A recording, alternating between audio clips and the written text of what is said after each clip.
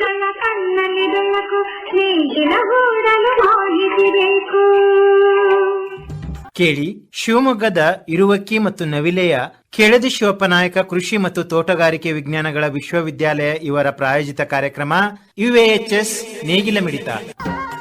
ನಮಸ್ಕಾರ, ನನ್ನ ಹೆಸರು ಡಾಕ್ಟರ್ ನಾಗರಾಜ್ ಆರ್ ಅಂತ ಹೇಳ್ಬಿಟ್ಟು ನಾನು ಕೃಷಿ ವಿಜ್ಞಾನ ಕೇಂದ್ರ ಶಿವಮೊಗ್ಗದಲ್ಲಿ ಹಿರಿಯ ತಾಂತ್ರಿಕ ಅಧಿಕಾರಿಯಾಗಿ ಕೆಲಸವನ್ನು ಮಾಡ್ತಾ ಇದ್ದೇನೆ. ನಾನಿವತ್ತು ನಿಮಗೆ ಈ ಜೈವಿಕ ಗೊಬ್ಬರಗಳ ಈ ಒಂದು ಈಗ ಆಲ್ರೆಡಿ ಸೀಸನ್ ಸ್ಟಾರ್ಟ್ ಆಗಿದೆ, ಎಲ್ಲರೂ ಬಿತ್ತನೆ ಕಾರ್ಯ ಪ್ರಾರಂಭವಾಗಿದ್ದರಿಂದ ಈ ಜೈವಿಕ ಗೊಬ್ಬರಗಳ ಉಪಯೋಗದಿಂದ ಬಿತ್ತನೆಯನ್ನು ಹೇಗೆ ಮಾಡಬೇಕು ಅನ್ನೋದ್ರ ಬಗ್ಗೆ ನಿಮ್ಗೆ ಹೇಳ್ಕೊಡ್ಲಿಕ್ಕೆ ಇಷ್ಟಪಡ್ತಾ ಇದ್ದೀನಿ.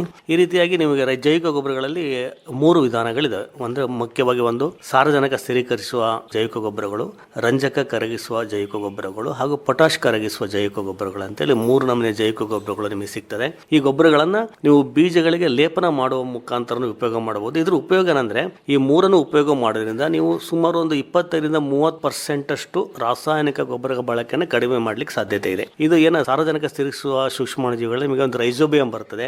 ಯಾರು ದ್ವಿದಳ ಧಾನ್ಯಗಳನ್ನ ಬೆಳೀತಾ ಇದ್ದೀರಾ ಅವರು ಈ ರೈಜೋಬಿಯಂ ಜೈವಿಕ ಗೊಬ್ಬರವನ್ನು ಬೀಜಗಳಿಗೆ ಲೇಪನವನ್ನು ಮಾಡಬಹುದು. ಅದೇ ರೀತಿ ನೀವು ಬೇರೆ ಬೆಳೆ, ಮೆಕ್ಕೆಜೋಳ ಇರುವುದು, ಬೇರೆ ರೈಜೋಬಿಯಂ ದ್ವಿದಳ ಬಿಟ್ಟು ಬೇರೆ ಯಾವುದೇ ಬೆಳೆ ಬೆಳೆದ್ರು ಕೂಡ ನೀವು ಅಜಿಟೋಬ್ಯಾಕ್ಟರ್ ಮತ್ತೆ ಅಜೋಸ್ಪೈರಿಲಮ್ ಅಂತೇಳಿ ಸಾರಜನಕ ಸ್ಥಿರೀಕರಿಸುವ ಸೂಕ್ಷ್ಮಾಣುಜೀವಿಗಳ ಜೈವಿಕ ಗೊಬ್ಬರ ಸಿಗ್ತದೆ. ಮತ್ತೆ ಇನ್ನೊಂದು ರಂಜಕ ಕರಗಿಸುವ ಸೂಕ್ಷ್ಮಾಣುಜೀವಿಗಳು ಮತ್ತು ಪೊಟಾಸ್ ಕರಗಿಸುವ ಸೂಕ್ಷ್ಮಾಣುಜೀವಿಗಳ ಇವೆರಡು ಗೊಬ್ಬರಗಳು ನಾವು ಹೇಳ್ತೀವಿ PSB ಅಂತ ಹೇಳ್ತೀವಿ, ಮತ್ತೆ KSB ಅಂತ ಹೇಳ್ತೀವಿ. ಎಲ್ಲಾ ಬೆಳೆಗಳಿಗೂ ಯೂಸ್ ಮಾಡಬಹುದು. ಬರೀ ದ್ವಿದಳ ದಳ ಏಕದಳ ಧಾನ್ಯ ಅಂತಾನಿಲ್ಲ, ಎಲ್ಲ ಬೆಳೆಗಳಿಗೂ ಏಕದಳ ಧಾನ್ಯ, ದ್ವಿದಳ ಧಾನ್ಯ, ತರಕಾರಿ ಬೆಳೆಗಳು, ತೋಟಗಾರಿಕಾ ಬೆಳೆಗಳು, ಎಲ್ಲ ಬೆಳೆಗಳಿಗೂ ಕೂಡ ಈ 2 ಜೈವಿಕ ಗೊಬ್ಬರಗಳು ಯೂಸ್ ಮಾಡಬಹುದು. ರೈಜೋಬಿಯಂ ಮಾತ್ರ ದ್ವಿದಳ ಧಾನ್ಯಗಳಿಗೆ ಮಾತ್ರ ಉಪಯೋಗ ಮಾಡಬೇಕು.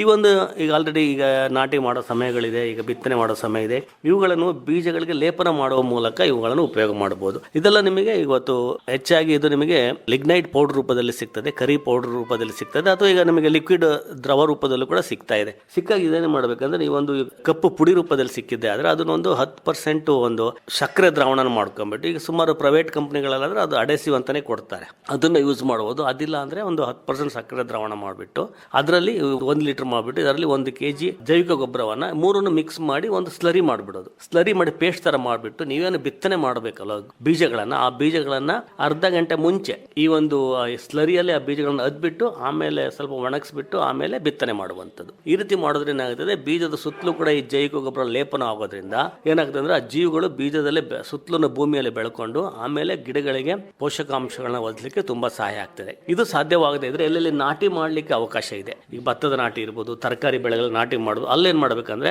ಒಂದು 10 ಲೀಟರ್ ನೀರು, ಒಂದು ಡ್ರಮ್ ಅಲ್ಲಿ ನೀರು ತಗೊಂಡ್ಬಿಟ್ಟು, ಒಂದು ಬೇಸಿನಲ್ಲಿ ನೀರು ತಗೊಂಡ್ಬಿಟ್ಟು 10 ಲೀಟರ್ ನೀರಿಗೆ ಎಲ್ಲ 1 kg ಈ ಸಾರಜನಕ Azotobacter 1 kg, PSP 1 kg, KSP 1 kg, ಈ 3 1 kg ಮಾಡಿ ಸ್ಲರಿ ಮಾಡಿಬಿಟ್ಟು ನೀವು ನಾಟಿ ಮಾಡಬೇಕಾದ್ರೆ ಆ ಬೇರುಗಳನ್ನ ಸುಮಾರು 10-15 ನಿಮಿಷ ಈ ಒಂದು ದ್ರಾವಣದಲ್ಲಿ ಅದ್ಬಿಟ್ಟು ಆಮೇಲೆ ನಾಟಿ ಮಾಡುವಂಥದ್ದು. ಈ ರೀತಿ ಮಾಡೋದ್ರಿಂದ ಏನಾಗ್ತದೆ ಅಂದ್ರೆ ಆ ಸೂಕ್ಷ್ಮಾಣುಜೀವಿಗಳ ಏನು ಸ್ಲರಿ ಇದೆ ಅದು ಬೇರುಗಳಿಗೆಲ್ಲ ಸೇರ್ಕೊಳ್ಳುತ್ತೆ. ಆಮೇಲೆ ಬೇರುಗಳು ಸೇರ್ಕೊಂಡಾಗ ಅದು ಭೂಮಿಯಲ್ಲಿ ಹೋದಾಗ ಭೂಮಿಯಲ್ಲಿ ಬೆಳ್ಕೊಂಡ್ಬಿಟ್ಟು ಈ 3 ಪೋಷಕಾಂಶಗಳನ್ನು ಹೀರ್ಕೊಳ್ಳಿಕ್ಕೆ ಅದು ಸಹಾಯ ಮಾಡುತ್ತದೆ. ಇದು 2 ಸಾಧ್ಯವಾದ ಪಕ್ಷದಲ್ಲಿ ನೀವೆಂಗೂ ಈಗ ಕೊಟ್ಟಿಗೆ ಗೊಬ್ಬರಗಳನ್ನು ಹೊಡಿತಾ ಇದ್ದೀರಾ ಹೊಲಗಳಿಗೆ, ಗೊಬ್ಬರವನ್ನು ಹೊಡೆಯೋ ಸಮಯದಲ್ಲಿ ನೀವೇನು ಒಂದು ಟ್ರ್ಯಾಕ್ಟರ್ ಲೋಡ್ ಗೊಬ್ಬರ ಹೊಡಿತೀರ ಅಂತ ಇಟ್ಕೊಳ್ಳಿ. ಒಂದು ಟ್ರ್ಯಾಕ್ಟರ್ ಲೋಡಿಗೆ 2 kg azotobacter, 2 kg azospirillum, 2 kg potash solubiliser, ಇನ್ನೊಂದು 2 kg ಫಾಸ್ಫರಸ್ ರಂಜಕ ಕರಗಿಸು, ಈ ಎಲ್ಲ ಎಷ್ಟು ವಿಧಗಳ ಜೈವಿಕ ಎಲ್ಲ ವಿಧಗಳ ಜೈವಿಕಗಳನ್ನ 2 kg ಅನ್ನ ಒಂದು ಟ್ರ್ಯಾಕ್ಟರ್ ಲೋಡ್ ಮಣ್ಣಲ್ಲಿ ಗೊಬ್ಬರದಲ್ಲಿ ಬೆರೆಸ್ಬಿಟ್ಟು ಆಮೇಲೆ ಅದನ್ನ ಹೊಲಗಳಿಗೆ ಹಾಕೋದ್ರಿಂದ ಏನಾಗ್ತದೆ ಅಂದ್ರೆ ಅದರ ವಂಶಾಭಿವೃದ್ಧಿ ತುಂಬಾ ಜಾಸ್ತಿ ಆಗ್ತಾ ಹೋಗ್ತದೆ.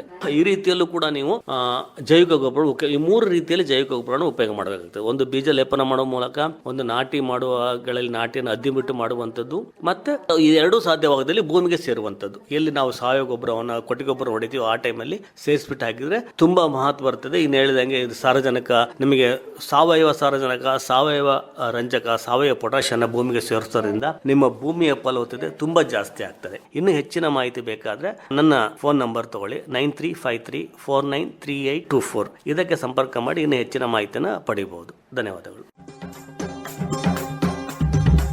ಇದುವರೆಗೆ ಶಿವಮೊಗ್ಗದ ಇರುವಕ್ಕಿ ಮತ್ತು ನವಿಲೆಯ ಕೆಳದಿ ಶಿವಪ್ಪನಾಯಕ ಕೃಷಿ ಮತ್ತು ತೋಟಗಾರಿಕೆ ವಿಜ್ಞಾನಗಳ ವಿಶ್ವವಿದ್ಯಾಲಯದ ಪ್ರಾಜೆಕ್ಟ್ವದ ಅಡಿಯಲ್ಲಿ ಆಕಾಶವಾಣಿ ಭದ್ರಾವತಿ ಕೇಂದ್ರದಲ್ಲಿ ಸಿದ್ಧಪಡಿಸಲಾದ ಕೃಷಿ ಮತ್ತು ಕೃಷಿ ಅವಲಂಬಿತ ವಿಷಯಗಳ ಜ್ಞಾನ ತುಂಬುವುದಕ್ಕಾಗಿಯೇ ಇರುವ ವಿಶೇಷ ಕಾರ್ಯಕ್ರಮ UAHS ನೇಗಿಲ ಮಿಡಿತ ಆಕಾಶವಾಣಿ ಭದ್ರಾವತಿ, ಚಿತ್ರದುರ್ಗ ಮತ್ತು ಮಂಗಳೂರು ಕೇಂದ್ರದಿಂದ ಏಕಕಾಲಕ್ಕೆ ಪ್ರಸಾರವಾಯಿತು.